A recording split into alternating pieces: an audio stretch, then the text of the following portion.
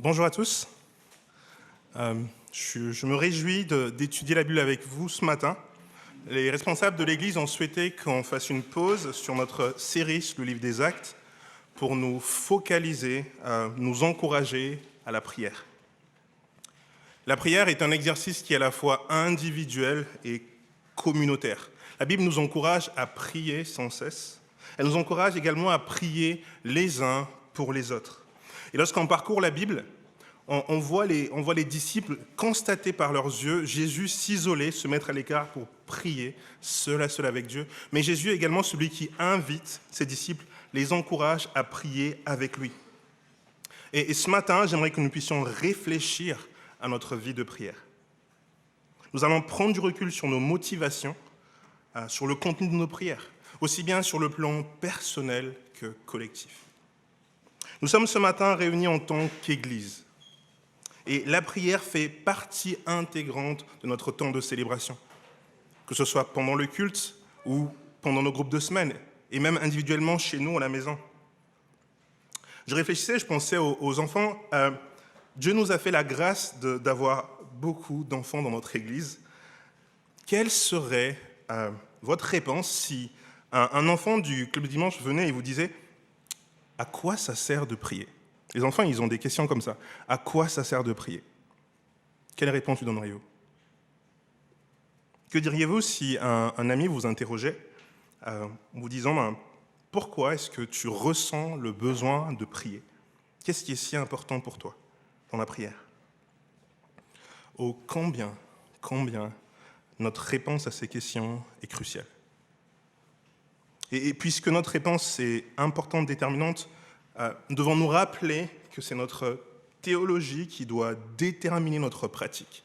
Ce que je veux dire par là, c'est qu'en tant que chrétien, il ne s'agit pas de prier juste pour prier, de juste parler à Dieu, mais l'important, c'est que nous puissions adresser à Dieu des prières qui sont centrées, qui s'inspirent des Écritures. De même, notre réponse, finalement, aux autres doit également être s'imprégner des Écritures. Donc, concrètement, pour nous, il s'agit de continuellement, que notre pratique de la prière puisse s'aligner sur les Écritures. Dans son livre sur la prière, Timothy Keller, qui est un auteur, fait l'observation suivante. Il dit « Aucun des grands professeurs Augustin, Luther, Calvin n'a fondé son enseignement sur sa seule expérience. Il ne s'agit pas de notre expérience. Au contraire, leur croyance et pratique de prière s'inspiraient grandement de la plus grande leçon de prière jamais donnée, le Notre Père. » Et j'aimerais nous inviter encore ce matin à reconsidérer justement le plus grand enseignement sur la prière que Jésus nous a donné. Cette prière n'est pas là par hasard. Jésus a voulu que nous l'ayons. Elle est tellement riche, nous allons le voir. Je vous invite à ouvrir vos Bibles. Nous allons lire dans Matthieu, le livre de Matthieu, au chapitre 6, verset 5. Pour ceux qui ont ces Bibles-là, c'est à la page 620. Nous allons rejoindre la foule, les disciples qui sont sur le mont des Béatitudes pour écouter. Ils sont là rassemblés pour écouter la prédication de Jésus.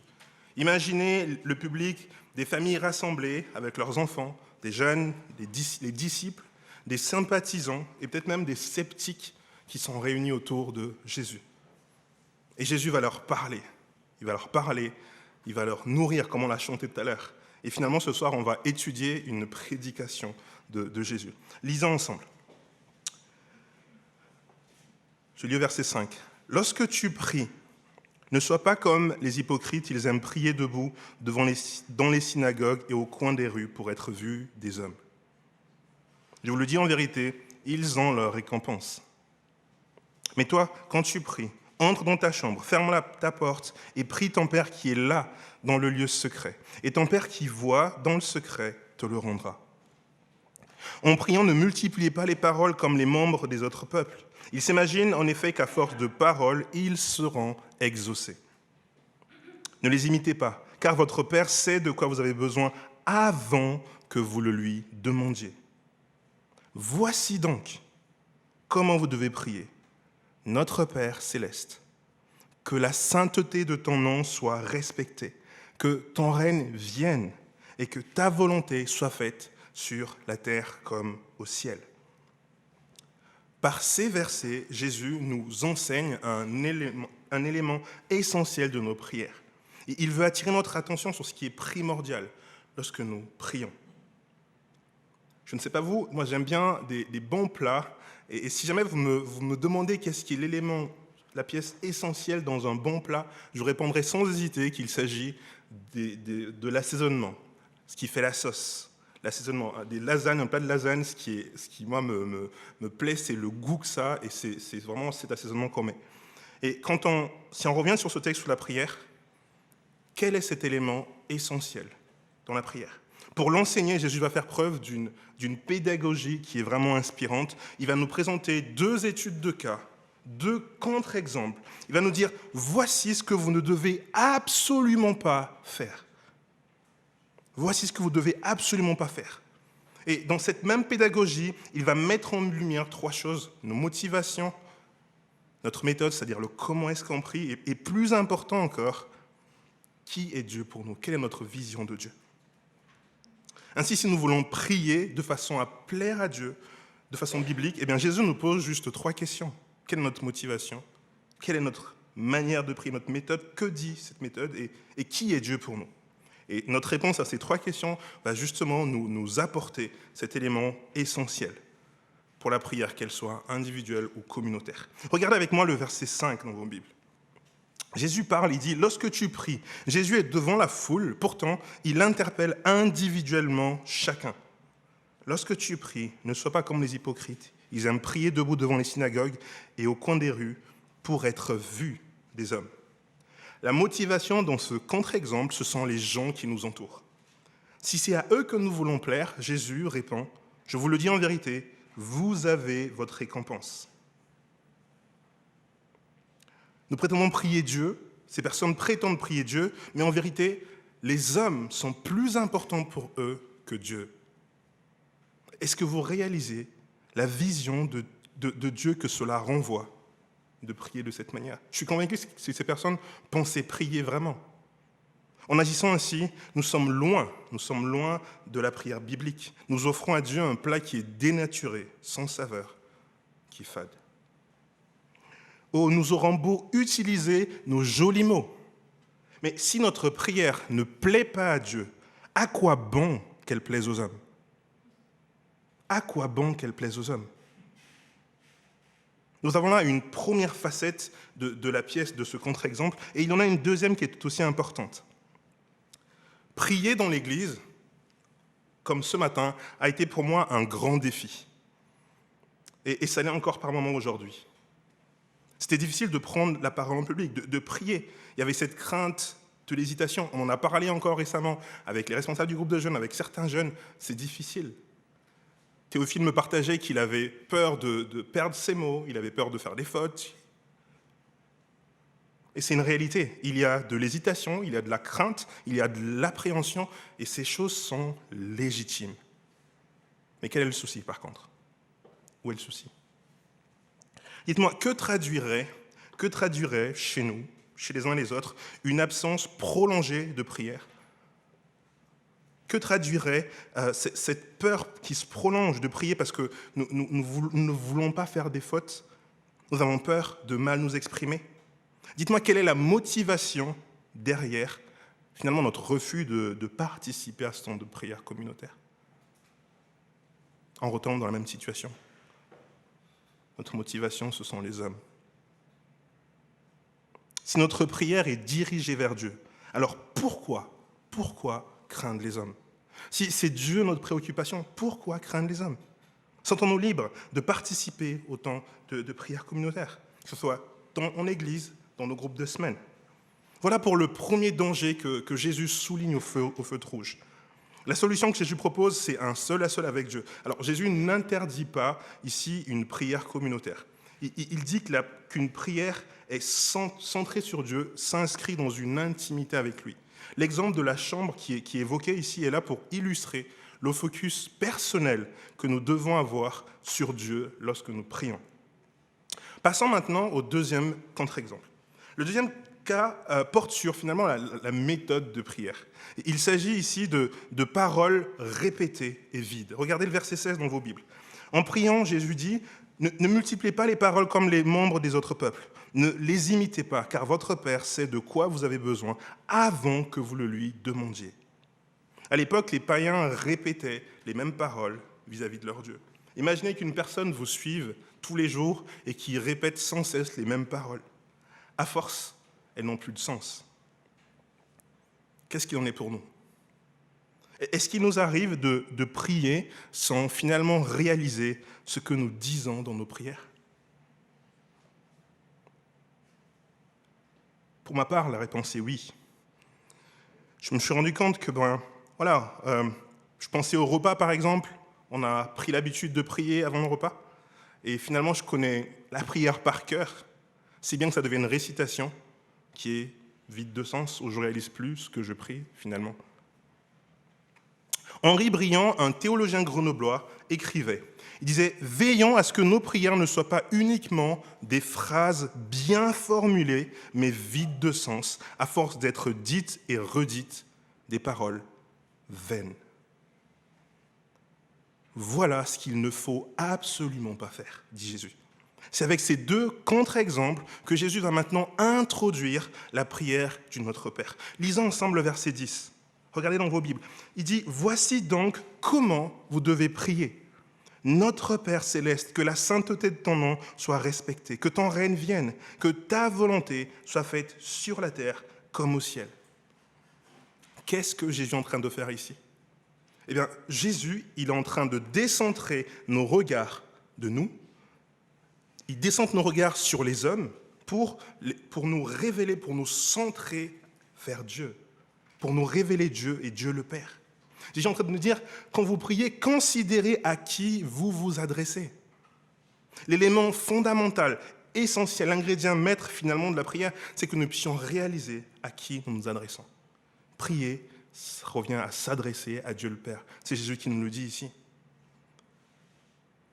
Si nous prions sans savoir à qui nous nous adressons, je crains que nous puissions prier notre imagination, que nous puissions prier le Dieu de nos besoins, de nos désirs. Et c'est le début de l'idolâtrie. Certains parmi mes collègues affirment que Dieu, c'est le bon Dieu. Et derrière cette idée, ce qu'ils mettent, c'est qu'ils peuvent demander tout ce qu'ils veulent à Dieu, et Dieu est censé être celui qui donne toujours tout, qui valide. Quelle image avons-nous de Dieu ? Quelle image avez-vous du Dieu de la Bible ? Si c'est un père fouettard ou si c'est un Dieu distributeur, nous faisons fausse route. Dieu, le Dieu de la Bible est notre Père. Et cela signifie que nous sommes ses enfants, nous sommes ses fils. Et nous le sommes. La Bible nous l'affirme. Si nous avons placé notre foi en Christ, nous sommes héritiers avec lui. Nous sommes une famille, finalement, une famille. Et dans une famille, tout le monde a le droit de s'exprimer. Voilà un encouragement de plus à nous sentir libres de participer à la prière. Nous sommes une famille ce matin, que ce soit au culte ou dans nos groupes de semaine. Et si certains d'entre nous se sentent illégitimes, c'était le cas pour certains avec qui j'ai pu échanger. Pourquoi ? Parce que pour eux, la prière semblait, pour les personnes plus affermies, finalement, plus matures. Dites-moi, qui peut, à n'importe quel moment, aller réveiller le roi pendant qu'il dort ? Qui peut, à n'importe quel moment, aller réveiller le roi pendant qu'il dort ? La réponse est son fils. Le fils a un accès au Père que les gardes n'ont pas. Le fils a un accès auprès du Père que les gardes, que ceux qui travaillent avec le Père n'ont pas. Nous pouvons donc aller vers Dieu, parce que nous sommes ses enfants. Approchons-nous de lui librement.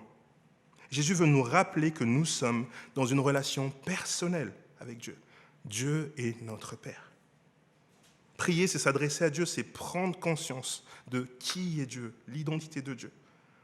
Et notre vie doit être centrée sur Dieu, notre Père. Ça a l'air basique, mais combien profond. Que la sainteté de ton nom soit respectée, que ton nom soit honoré. Dieu est à part, cela signifie que Dieu est à part. Il est tout autre, il n'est pas de la même nature que nous.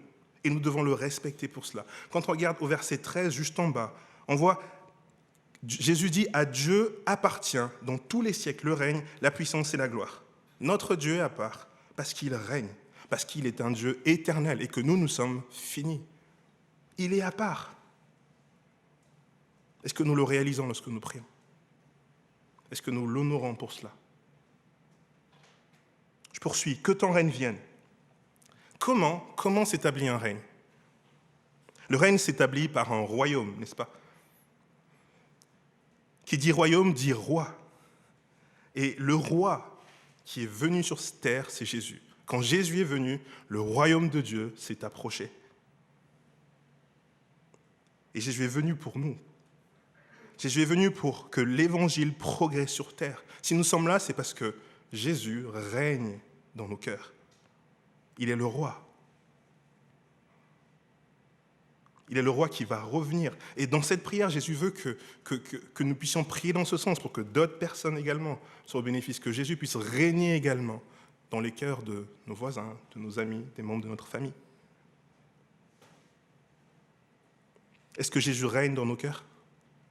Est-ce que nous désirons toujours plus qu'il puisse régner dans nos cœurs? Est-ce que nous lui ouvrons les portes de nos cœurs? Ces zones qui sont sombres, que l'on garde pour nous?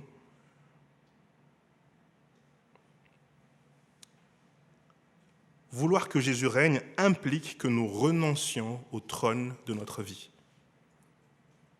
C'est quelque chose que Jésus nous appelle à faire continuellement. Voilà ce que nous pouvons rechercher dans nos prières, à titre individuel ou en tant que communauté, que Jésus règne. Je poursuis, que ta volonté soit faite sur la terre comme au ciel. Je ne sais pas pour vous, mais souvent, je prie lorsque les choses vont mal. Lorsque nous vivons des épreuves, des perturbations dans nos vies, nous sommes peut-être plus enclins à prier. Et parfois, quand j'analyse en tout cas les miennes prières, finalement ce que je dis en résumé, c'est Seigneur, remets les choses en ordre, afin que tout aille pour le mieux pour moi. Je ne veux pas avoir de problème, je veux mener une vie tranquille. Remets les choses en ordre. John Onwuchekwa, un pasteur écrivain, a écrit un livre sur la prière. Et dans ce livre, il dit: comment réagissez-vous lorsque on vous manque de respect, quand on vous déshonore ou quand on vous méprise? Vos désirs sont souvent révélés clairement lorsque vous êtes en colère. Il est naturel pour nous de prier: Seigneur, aide-les à me traiter avec le respect et la dignité que je mérite. Combien il est facile de prier quand nous avons l'impression que les événements menacent nos royaumes et nos projets personnels. Mais finalement, ce qui est important pour nous, c'est nous-mêmes, c'est notre confort. Avec le temps, Dieu peut devenir un simple distributeur qui vient juste rétablir la perturbation que nous vivons. Prier Dieu seulement pour notre confort va à l'opposition de ce texte. Prier Dieu seulement pour avoir une vie tranquille est complètement à l'opposé de ce que Jésus dit ici, de ce que Dieu veut pour nous. Est-ce que nous réalisons combien c'est important que nos prières soient enracinées dans les Écritures, comme Jésus le présente ici? Je ne sais pas pour vous, mais personnellement, j'ai besoin de m'approprier pour moi-même ce que Jésus dit ici à cette foule qui l'entoure. On aime le Dieu sauveur, mais est-ce que nous aimons aussi le Dieu Seigneur qui règne et exerce sa volonté, et une volonté qui est parfois différente de la nôtre? Si nous voulons que Dieu nous exauce, eh bien, demandons-lui quelque chose selon sa volonté. Dieu nous dit dans 1 Jean 5, verset 14, « Nous avons auprès de lui cette assurance que si nous demandons quelque chose selon sa volonté, il nous écoute. » Seigneur, notre Dieu, aide-nous à soumettre notre volonté à la tienne. Qu'est-ce qui est essentiel, selon Jésus, dans la prière? Eh bien, que nous réalisions que la prière est prioritairement focalisée sur la personne de Dieu, notre Père. Ce ne sont ni les hommes, ni nos besoins, c'est Dieu, Dieu seul. La première partie du modèle de Jésus, de sa méthode pour prier, est focalisée, centrée sur Dieu. Mais est-ce que cela signifie que Dieu ne se préoccupe pas de nous? Bien évidemment non. Et c'est ce qu'on va découvrir dans les quatre versets qui suivent. Je vous invite à lire à partir du verset 11. Jésus dit: « Donne-nous aujourd'hui notre pain quotidien. Pardonne-nous nos offenses, comme nous aussi nous pardonnons à ceux qui nous ont offensés. Ne nous expose pas à la tentation, mais délivre-nous du mal, car c'est à toi qu'appartiennent dans tous les siècles le règne, la puissance et la gloire. Amen. Je poursuis au verset 14. Si vous pardonnez aux hommes leurs fautes, votre Père céleste vous pardonnera aussi. Mais si vous ne pardonnez pas aux hommes, votre Père ne vous pardonnera pas non plus vos fautes. Jésus consacre la deuxième partie de la prière sur nous, sur nos besoins personnels, communautaires. C'est profondément intentionnel. Dans nos prières, Jésus nous demande de donner à Dieu la première place. Même lorsque nous traversons une épreuve qui nous trouble, nous désempare, dans nos prières, Jésus nous demande de commencer par reconnaître Dieu pour qui il est. Et ça change tout dans la suite de notre prière. Dieu est celui qui règne, il connaît nos besoins, il nous connaît et il est tout-puissant. Je ne sais pas si vous l'avez remarqué, mais cette prière a un peu une structure d'hamburger. Il y a comme une forme d'hamburger. Tout en haut, c'est Jésus nous focalise sur Dieu. Tout en bas, il nous focalise sur Dieu. Et au milieu, il y a nous et nos besoins. C'est comme si on avait deux pains avec ce que vous voulez au milieu. Et ce qui est au milieu, c'est nous. C'est nous. Il s'agit de nous, en fait.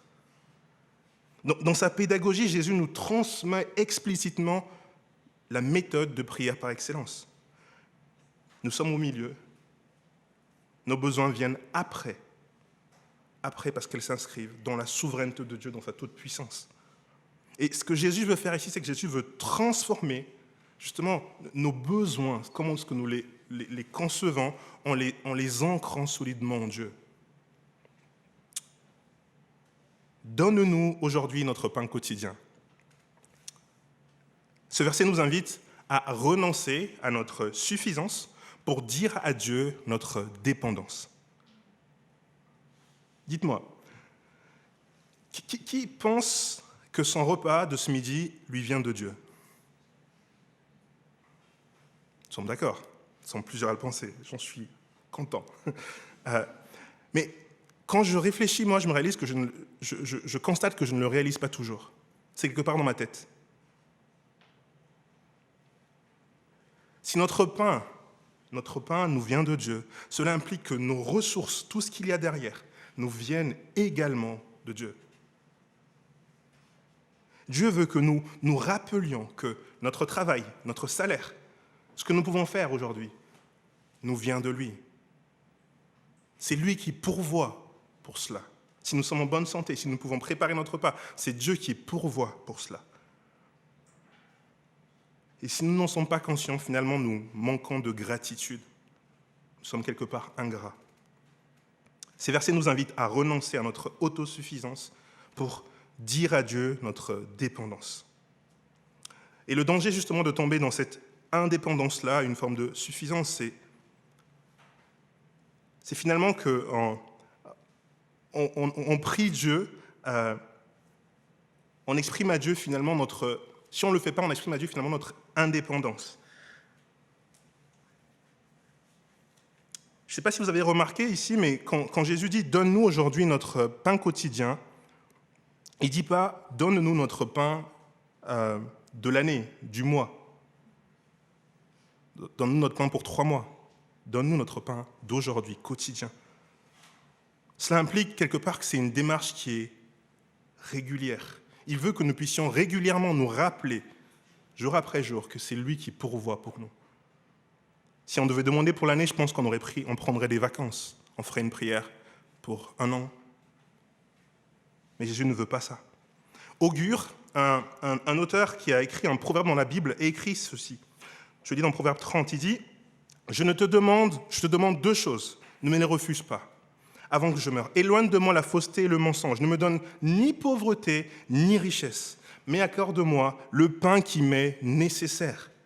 Sinon, je risquerais, une fois rassasié, de renier et de dire « Qui est l'Éternel ?» Ou après avoir tout perdu, de voler et de m'en prendre au nom de Dieu. Dans ce texte, ici, augure ne recherche ni pauvreté ni richesse. Augure ne cherche pas simplement à avoir ses besoins satisfaits. Il veut s'assurer que le nom de Dieu ne sera pas profané à cause du manque ou encore grâce à l'abondance. Qu'il soit dans l'abondance ou dans le manque, il ne veut pas que le nom de Dieu soit profané. Autrement dit, Dieu, celui qui pourvoit, celui qui donne le pain, est plus important que le pain qu'il donne. Celui qui donne les ressources est plus important que ce qu'il donne. Et c'est ce que Jésus veut que nous puissions prendre conscience. Donne-nous notre pain quotidien, que nous soyons centrés sur le Dieu qui donne, ce Dieu qui est plein de bonté, notre Père.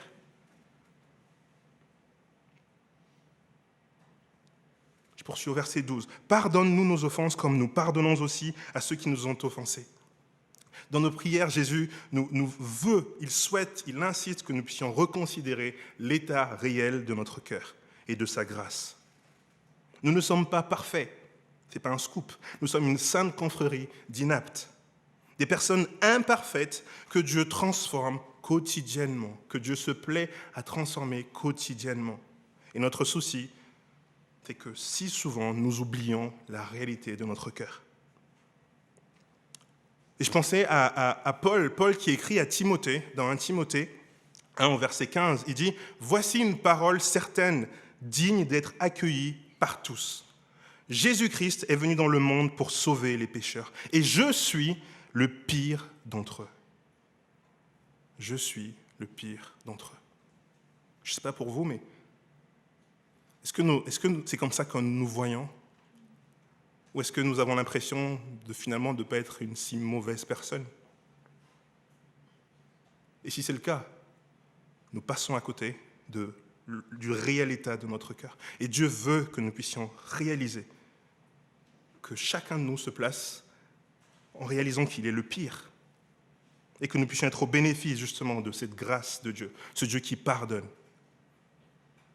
Et Dieu l'a fait en mourant à la croix pour chacun d'entre nous.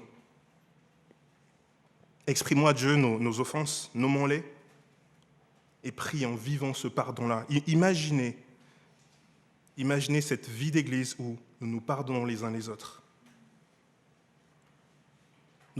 Dieu n'est pas un père fouettard, il nous pardonne. Visualisez cette scène, c'est l'histoire de Cédric. Cédric, c'est un enfant qui a fait une bêtise, il a fait une bourde, et du coup, il a peur d'aller voir son papa.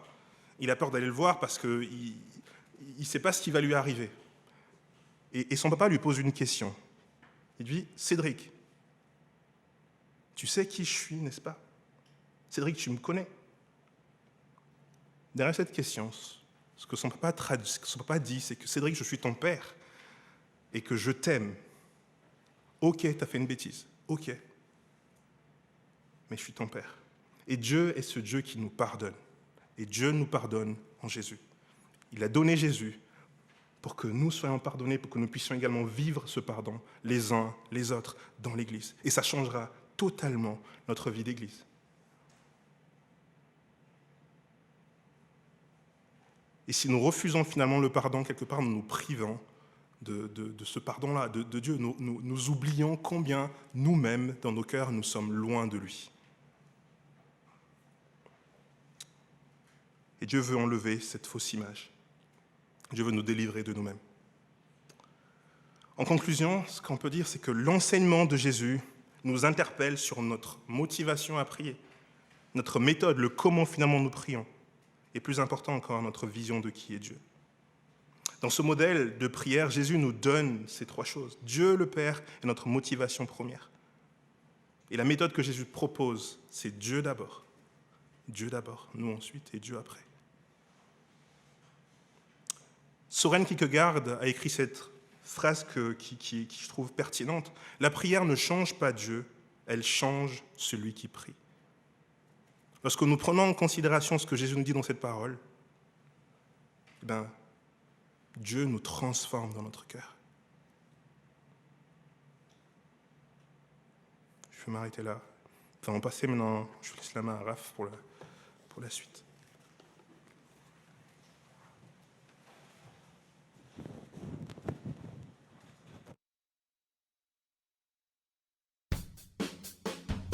Nous sommes heureux d'avoir passé ce moment ensemble. Rendez-vous dimanche prochain à 11h sur notre chaîne YouTube. Pour mieux connaître notre Église, visitez notre site www.ecegrenoble.fr. Si vous désirez entrer en contact avec l'un des responsables, écrivez-nous à contact@ecegrenoble.fr. Retrouvez les liens du site et l'adresse de contact en description. À bientôt!